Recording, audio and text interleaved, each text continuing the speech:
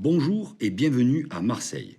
Nous sommes aujourd'hui au Tennis Academy de Lumini, en plein cœur des Calanques, dans le 9e arrondissement.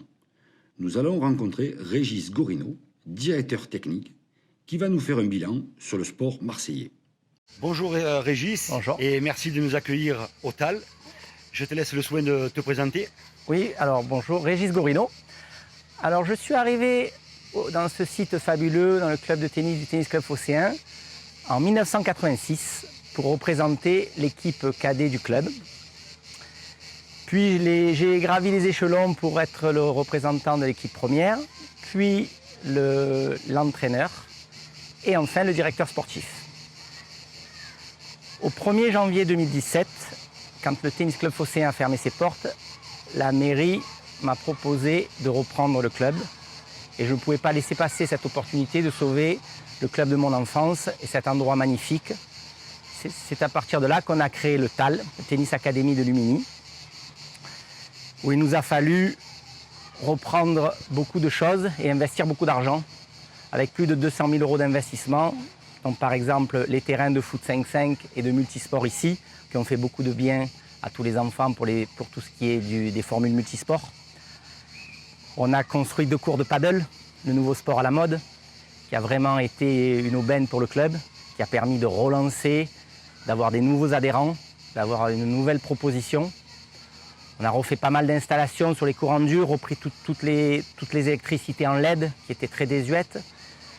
Donc tout cela, la reprise de la piscine également, a permis de bien relancer le club et d'arriver aujourd'hui avec, comme vous le voyez, beaucoup d'enfants sur les terrains. Donc depuis cette reprise de 2017, comment se porte le TAL aujourd'hui? Alors le TAL se porte très bien, de mieux en mieux.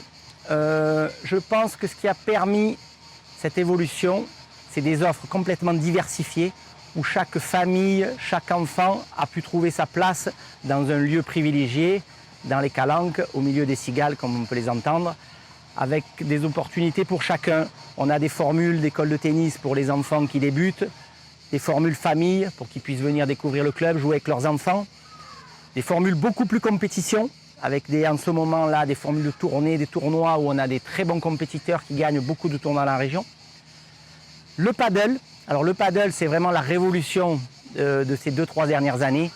C'est une offre très simple où les gens peuvent réserver au coup par coup, sans appartenance quelconque, et venir s'amuser. C'est très ludique, c'est très simple à jouer. Un mélange de tennis Exactement. C'est un sport qui arrive d'Amérique du Sud, qui était d'Argentine, qui est descendu par l'Espagne et qui arrive par le sud-ouest. C'est la grande mode Espagne, Barcelone, sud-ouest, et qui arrive chez nous de façon très rapide. C'est un condensé squash-tennis qui se joue à 4, 2 contre 2. Et dont la ludicité est immédiate. Les barrières techniques sont bien moindres que dans des sports plus complexes comme le tennis. Et les enfants et les familles s'amusent tout de suite. Ça se joue en mixte, les doubles dames, les dames se régalent. Les enfants, ça se joue en famille. C'est très simple de réservation, on prête le matériel. Donc c'est vraiment une nouvelle offre qui plaît beaucoup aux familles du quartier. Et il y a des licenciés, comment ça se passe? Exactement, il y a des licenciés, on peut jouer simplement au coup par coup, on peut être membre du club, on peut faire des tournois, on a organisé plusieurs tournois, des P100, des P250 dans la vie. La ligue de tennis a repris le paddle, ce qui a permis de le dynamiser en termes de compétition et de structure. Et là, le prochain objectif est de construire deux cours de plus pour vraiment monter une réelle académie de paddle avec 4 terrains, dont 2 couverts, pour pouvoir encore passer la vitesse supérieure. Point de vue sport collectif, qu'est-ce que tu peux proposer à tes adhérents? Par rapport au sport collectif, on a construit 2 terrains multisports ici, avec du handball, du basket, du football, qui a permis de toucher une nouvelle clientèle et nous, à travers nos stages multisports, de créer une nouvelle émulation pour les enfants du quartier et du 9e et du 10e arrondissement, qui a permis de démocratiser un peu l'image du tennis sport bourgeois entre guillemets, et on a reçu beaucoup d'enfants qui sont venus toucher au tennis grâce au sport collectif. D'accord. Point de vue sport collectif, donc tu me donnes vraiment l'occasion de te poser la question.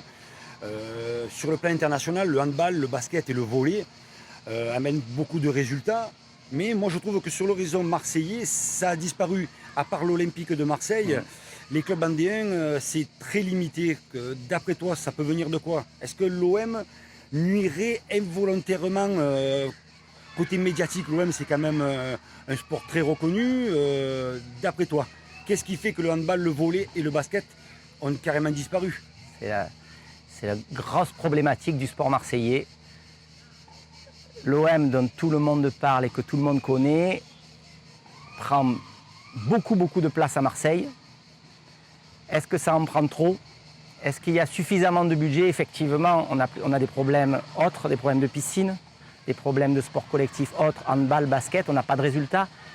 Y a-t-il une volonté réelle de promouvoir ces sports-là, de leur donner des structures et des moyens suffisants? L'OM, effectivement, est au cœur de toutes les discussions, de tous les budgets. C'est dommage qu'une ville comme Marseille n'ait pas plus d'ambition qu'a ces fameux sports Et collectifs. d'après toi, alors les collectivités locales, ou la mairie, le conseil départemental, le conseil général, est-ce qu'ils sont un peu timides pour vous aider? Comment ça se passe? Oui, timide, oui, ça manque de budget. Ça manque de budget, des efforts sont faits au niveau local. Est-ce que ça suffit pour avoir des grands résultats nationaux?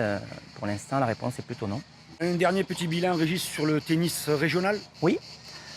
Alors le tennis régional et national, avec la Fédération française de tennis et la Ligue de Provence de tennis, une restructuration totale est en train d'avoir lieu pour essayer de redynamiser et de rendre à nouveau attrayant le tennis pour que il y ait une simplicité de fonctionnement et de réservation. Le tennis était un petit peu endormi, les années noires sont derrière nous. Hein, il a fallu, avec la multiplicité des offres, des loisirs, la concurrence est forte. Il a fallu se réinventer et trouver des offres intéressantes pour que la praticité soit simple pour les adhérents, pour que tout le monde puisse venir jouer, pour qu'on puisse avoir une licence facilement, faire un petit tournoi. Donc il y a beaucoup d'efforts qui ont été faits et les résultats commencent à se faire sentir. D'accord, ben écoute Régis, merci de nous avoir accueillis C'était dans un plaisir. ce magnifique parc de verdure au bord des Calanques. Et bonne continuation. Merci à vous. Merci de nous avoir suivis. C'était un reportage de Jean-Marc Cifarelli, réalisé par Jean-Marc Sarel pour une production JM Sarel.